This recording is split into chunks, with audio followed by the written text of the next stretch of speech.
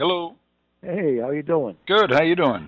I don't think I have much to add to your comments on the landfill. Well, let me just ask the questions anyway. No, okay. All right. So, uh, in a landfill fire like that, what are some of the dangerous or toxic chemicals that are being produced? Hoo-ha. Okay, let's back up a bit. Now, this thing I don't think is a landfill. I think it's a dump. There's a big difference. Okay. What's the difference?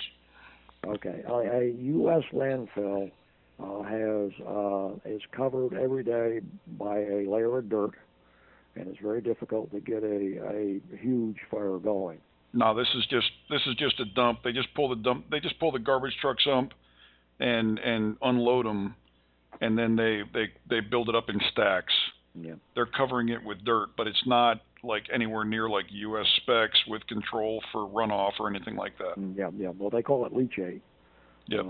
Where the water that filters down through is treated and No, none of that this crap. is a dump. It's a dump. Yeah. Okay. So it's a garbage dump fire. Okay. Uh, by the definition, this is a smoldering fire. It's not a clean burning hot fire. Well, it was pretty clean and hot burning last night. Well, okay, but what I'm getting at, you end up in kind of that kind of combustion. You get a lot of more intermediate products that are being complete combustion. Okay. That are nastier. Okay. Okay, there are ways to dispose of waste by incineration, and it uses a very hot fire, and anything with carbon into it gets run out all the way to CO2. Mm-hmm. But you get anything. First of all, what you do, take something like rubber, because there's tires in here. Mm-hmm. The heat starts, first it melts it, then it boils it, then it gets hot enough to break the thing down, and usually, your carbon comes off as this huge black smoke instead of CO2. All your, you get everything imaginable out of the smoke. It's nasty smoke from this kind of thing, mainly because it's not free burning hot fire. Okay, so in other words, the bottom line is that a smoldering fire produces more toxic crap than a hot, free-burning fire. Yes, and they also, because the thermal column is less, as a cooler fire, the smoke stays low instead of going up with 2,000 feet or so and blowing away. Yeah, what happened is the thing started yesterday afternoon about 4:30, 5 o'clock, and then they had their initial response, and they were putting water on it, and then the hot black column turned into a white smoky column, and then overnight, by the time dawn rolled around, the whole city had like this inversion layer of this smoke basically sitting all over it. No, because the smoke is coming off and it's not hot and there is no thermal column. I might have been a lot better off to let the goddamn thing burn until they could squinch it down and kill it, Yeah, well, kind of late for that. Yeah. Your idea of getting the hell out of there is not bad. You mean evacuating the area? That was actually a recommendation issued by the Ministry of Health for anybody who's like in a situation where they've got just smoke blowing through their house and they can't close the windows and filter it with an air conditioner or something like that. Well, first of all, you don't filter it much with an air conditioner. You do a little bit because of the condensate, the coils being wet. Yep. Particulates will hook up in that and then go away with the condensate. Mm-hmm. So if you recycle the air in a air conditioned room, yeah, there's some improvement. But basically, you've got smoke in a trap box, and now you're trying to dilute it out and take it out with a wet coil. Well, the air conditioners that I have all have filters in them as well. Well, yeah. Well, okay. I attended an air conditioning course at one point, and he said, you can tell the customer all you want about how the filters help your health, but the real reason they're there is to keep the coils clean. Oh, okay. Yeah, forget the filter as a health aid. takes out some dust and prevents it from sticking on your coil. Well, I mean, but I've noticed that in the air-conditioned spaces that I've been in today, you don't smell the smoke. Yeah. And then as soon as you walk outside, bam, you're hit with it. Yeah. Well, it helps, but I mean, my point was, don't depend on the filters in the unit.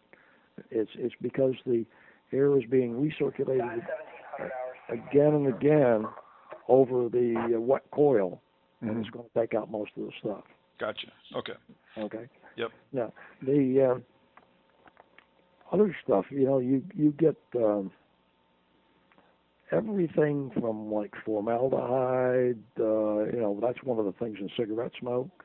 A chemical called acrolein, which is very, very irritating. Then you got to define it. Out of that, you got to define irritant versus toxic. My definition is this: an irritant is something which makes it uncomfortable for you to breathe, or just makes you uncomfortable and all that. It's reversible with some time, and you get out of it. Toxic, on the other hand, is something which will damage you either now or later, and it's tougher to recover from because there's actual tissue damage. Gotcha. Now what happened this morning was that they had simultaneous almost interviews. One of them was this guy from the Cinnabrook. This is the National Civil Protection Organization, and he basically said, "Oh, you don't need to worry about this smoke. It's just not toxic." I watched your video. And then the other guy was like the Deputy Minister of Health, and he was like, "Oh, it's all just toxic." So then later on during the day, the Ministry of Health came back and they tried to roll back on the whole issue of toxicity. Okay. From a fire service standpoint now, the Scott Packs and all that. Yep. They call the U.S. OSHA calls any fire smoke IDLH, or immediately dangerous to life and health. Okay. So even from a car fire, where you're not really densely into the smoke, you're required to wear full gear and SCBAs. The only thing that changes that is when it blows downwind and gets mixed through trees and buildings and all that, you get diluted with clear air. So somewhere in the downstream plume, it's going to get diluted to the point where it's not going to hurt you. I don't know where the hell that is. Right. It depends on the topography. Yep. If you mentioned Mexico City, they shit in a hole. Nothing gets out of there. Yeah, exactly. It's a hurricane. Same. Beijing has also got some of the worst air in the world. Yep. And your wet handkerchief will be something similar to the wet coil in the air conditioner. Right. So, but they're going to dry out pretty quick. Yeah. Well, I think the situation that they've got here is they simply cannot be fully honest. Yep. If they were fully honest, then with the risks, then they would be causing a lot of problems. Yep. Then the other thing is the people who are particularly sensitive. Anybody who's compromised in any way of your lung capacity or just anemic, Yep. you can start limiting the amount of oxygen that gets through, and asthma triggers and all that sort of shit. And people that are sensitive to like allergies and those kinds of reactions as well. Allergies, or just simple what might be an irritant to you might be toxic to somebody else. Okay, gotcha. Depending on how badly your respiratory system is compromised. Okay. How long do you think it's going to take to put this sucker out? Fucking forever. Forever. I know. That's the first thing I thought too. Is like, man, yeah. Okay. When you get a stack of tires like that going. They had a whole valley in I think it was West Virginia filled with tires. The thing, it burned for weeks, and the stream downstream was polluted with oil, because that's what rubber is, polymerized oil. and they had oil pollution downstream, and so their fire water and or rainwater are going to come off as highly polluted runoff. Oh, so when it finally does start raining, and it puts this thing out, yeah, then of course all of that you're saying is going to come off as polluted runoff. I don't even know that rain is going to put this thing out. Well, you know it can rain down here. Okay. Oh, yeah, I know it can rain down. But the inside of a tire smoldering is waterproof. Yeah, you're right. It's a little roof. Yep. Well, they were talking about what they're trying to do right now is bury the whole thing in dirt. Yeah. You know, they're going to have to bury it in about at least 3 feet of dirt and just put a whole cap on the whole thing. If not more. And sand won't do it that well. Sand doesn't work? Well, think what it is. It's a bunch of hard particles. Air goes through it. Yeah. Just like water goes up in sand on a beach and then drains back out, mm-hmm. It's quite permeable. So sand is not a good choice. Clay is the best. Okay. Okay. Well, let's see what they do, and we'll see how long this thing smolders. They were talking about the last time this went off, it took them 6 days to put it out. Yeah. And that fire also happened in early March, if I remember correctly. Yeah. In the over in Pennsylvania, just not too far west of Port Jervis, there are fires in there that are burning for years at old abandoned coal mines. Oh yeah, the old coal mines that are just smoldering underground. They smolder underground depending on how much air they can get. They don't even know where the hell the air is coming from, and they don't put them out. And every once in a while, enough coal burns away that you get a sinkhole. Okay. All right. Well, this is a bummer of a fire.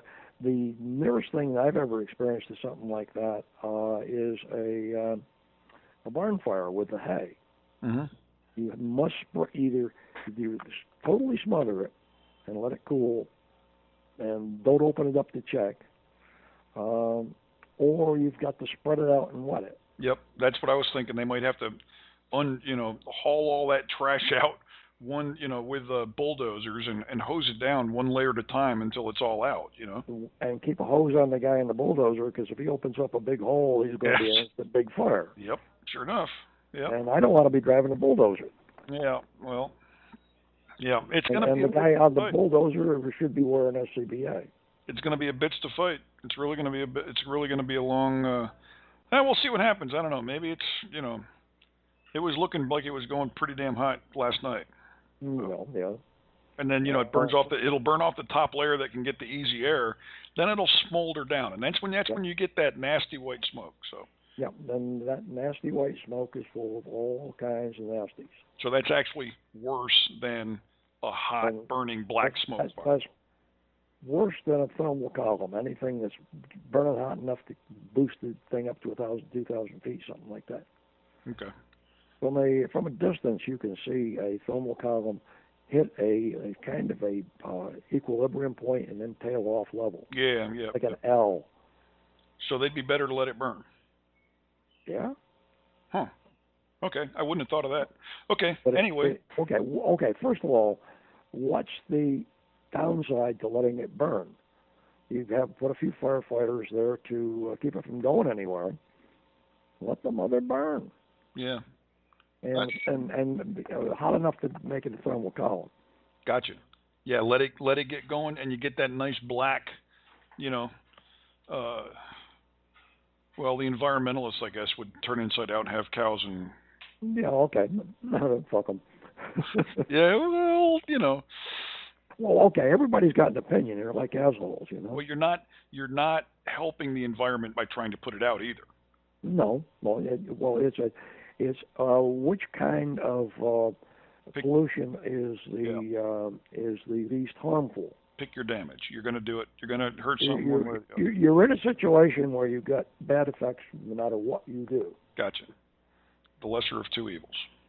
Now, your local people are going to benefit from the thermal column. Mm-hmm. The rest of the world is going to be impacted by it. Mm-hmm. Whether that's significant or not, I don't know. Mm-hmm. Which way is your wind blowing down there now? Well, it's kind of coming from the north. Well, let me see. The the wind is generally kind of blowing southwest almost. To the southwest from the southwest. No, to the southwest. In other words, it's a northeast wind. Yes. Yeah. Okay. Because the dump of course, is located. This dump is northeast of Panama City. Exactly. So the wind is kind of blowing. Exactly. The wind You're is. looking down the barrel. But guess what? You know, after when the rainy season starts, then the winds turn around. Yeah. Okay. You know? Anyway. Okay. Well, thanks, Chief. I'm going to include some of this in my reporting on this, of course. We had this was not a dump, but there was an incident in Switzerland where they had a big pesticide warehouse going up. Mm-hmm. And the fire chief backed away and said, it's better to let it burn because there's nasties in there. Mm-hmm. And the local mayor or local whoever was in charge of that fire department overrode him, and they made him put it down. And it caused a lot more problems. So there was water pollution, there was people poisoned, and all that sort of stuff by putting the fire out. There are fires that, okay, where there's no life involved, there's no property involved, and it's much better to let them burn. Especially when you're talking these issues of air quality and smoke and pollution, all that shit. Well, okay. Well, the more runoff you put on the goddamn thing, the more pollution there's dribbling out the bottom of this shit pile. Well, yeah, but you're also going to get that pollution no matter what. If it's burning or not, you're still going to get. Well, you're going to get less. Yeah, true. If it's a free burning fire, but now how big is this son of a bitch anyway? Oh. How much of it is actually burning? Well, I don't want to. I'm trying to give an estimate in like square meters or acres or hectares. You know. It's going to be big, I think. It's been running for a while, right? It's big, yeah. I could send you some pictures. You get an idea how big it is, but it's a big scale, you know. Well, the thing is I'm getting at is you're going to have to put it out sometime. Maybe what? Sounds like I lost you. Yeah. Oh, you said you're going to have to put it out sometime, and then maybe you wait for the wind to change and blow it away from the population. Yeah. I see what you're saying. It's like even if you decide to let it burn, sooner or later you've got to step in and put it out. Yeah. And the time to do that might be after your change, which is due any time, right? Well, yeah, another 3-4 weeks. Mm-hmm. Normally by mid-April, you've got the conversion zone is overhead and the rainy season is starting up. Well, the idea of letting it burn is not entirely bad. But you know what? Politically speaking, down here, it'll never happen. Yeah. Okay.